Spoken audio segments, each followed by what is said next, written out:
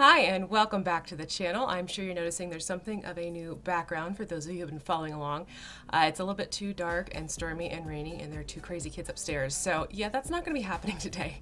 Anyways, today's video is actually a nod to the Craft It Forward box, which if you watch the Holiday Google Hangout, you'll know that DM Scotty started this awesome craft box that's basically making its way around to different crafters, and in the box there are a whole bunch of different goodies that you can choose from, and once you picked out what you want, you put in some things of your own and you send it along to your next crafter of choice. So I took some time and I took some of the supplies that I picked out of the box and have come up with a really cool lit ice scatter piece.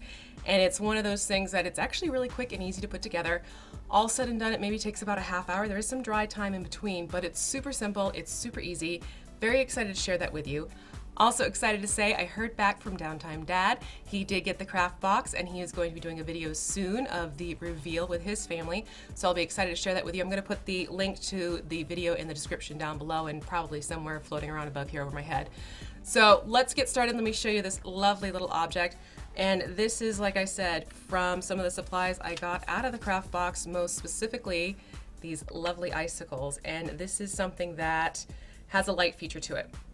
And you can kind of see it happening right now, but it has a fun little light feature to it. It's got a lot of presence and it was really simple and easy to do. So stay tuned. I'm going to show you how to do it. If you are new to the channel, welcome. Thank you so much for joining me. Don't forget to subscribe and hit the bell. Found out you might have to hit it twice to get notifications now. Keep that in mind. So any questions, as always, please feel free to ask me down below. Always happy to answer them for you. If you don't want to put a question down below, you can email me at thecraftingmuse.email@gmail.com, or you can find me at my Facebook group. Again, all of this is going to be linked down below in the description. So have fun with it. As always, enjoy, and I'll see you later. Bye.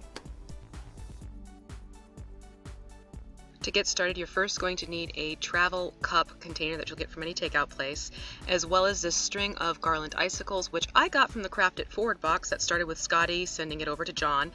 Then from there, I found this great crystal and changing light tea light at Dollar Tree. And there's also a few other supplies that I have listed here that you are going to need to make sure you have them to complete the project. Most can be found at Walmart or Dollar Tree, and I do have some links to Amazon in the description as well. Using a stronger pair of scissors, in this case my beat up old pair of kitchen shears that have been demoted, I cut up the garland into different sections of icicles, and I did organize these in size just because I found it easier when I was trying to glue things together to have them in the different size piles.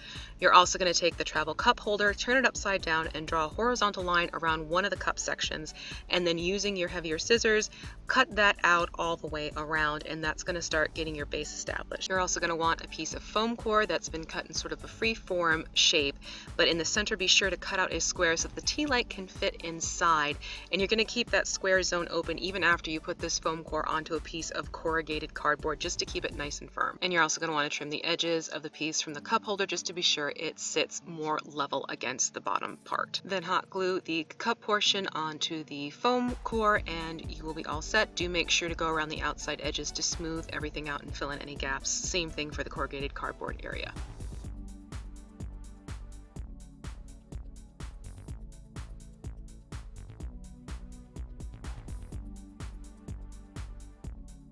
At this point, using your low temp hot glue gun, you're going to go around and start gluing in the icicles of various shapes and sizes.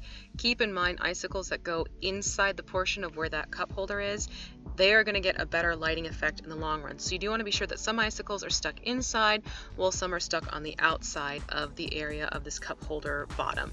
And just play around with it. You want this to be organic, you want it to be fun, you can have them pointing in different directions to give it more of a jagged look. The point is just to kind of give this a visual wow factor by putting these icicles all around in different spots.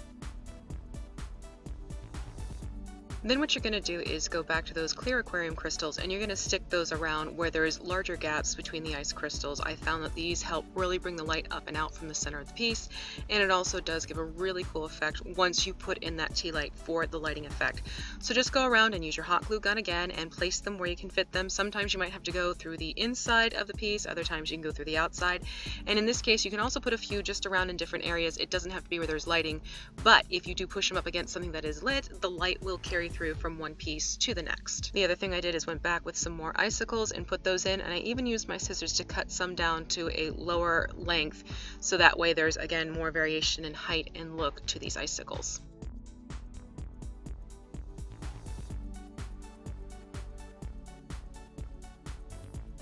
At this point, I also recommend that you put that tea light underneath just to see how things look. If you want to add some more, you can. If you're happy with the way things look, then you're going to move on to the next step. Using equal parts Glossy Mod Podge and Glossy white acrylic paint, you're going to mix those together and you're going to paint basically the cup as well as the foam core of this piece.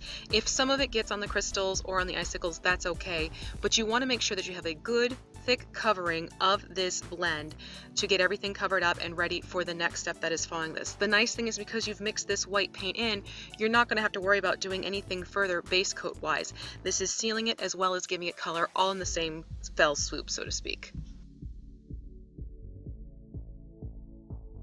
If you've applied that base coat correctly and it's thick enough, the next step you're going to do is take some white sand, which I found at Dollar Tree, and you're going to sprinkle this all over the piece in its entirety, get it into every nook and cranny, and then let it dry completely before moving on.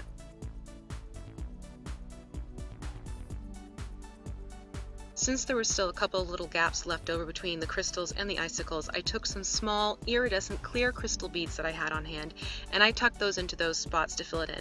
The other option you could do is, if you don't have these on hand, is just take your hot glue gun and just put some dollops of thicker daubs of glue into those sections. It will pull the light through, but it will also close in those gaps so you don't have this big open black looking like hole in the meantime.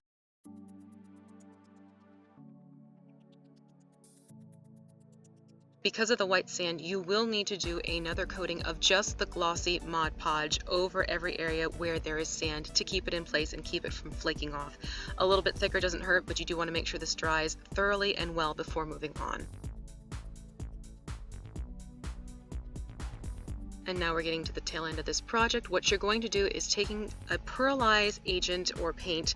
You're going to take this and you're going to go around and you're going to do sort of a dry brush, but a little bit more heavier handed, just to bring out the shimmery, sparkly aspect of snow. It really is great on the paint texture because it brings it out and it gives it a more snow-like appearance quickly without putting a lot of time into it.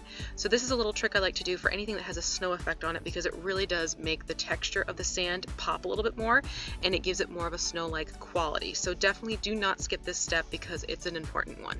And you can find this paint at Michael's. However, they did card me. Why? Not sure, but have your driver's license on hand. At this point, you're pretty much done. You are going to want to go back with just a dry paintbrush and dust off those crystals and icicles from the sand getting poured on top of them. Put the tea light underneath and enjoy the show. This really has a very cool wow factor when it's in front of you on the table.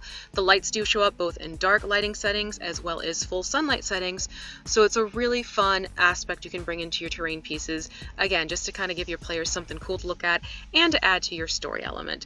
Thank you so much for watching. I hope you've enjoyed and have a great day.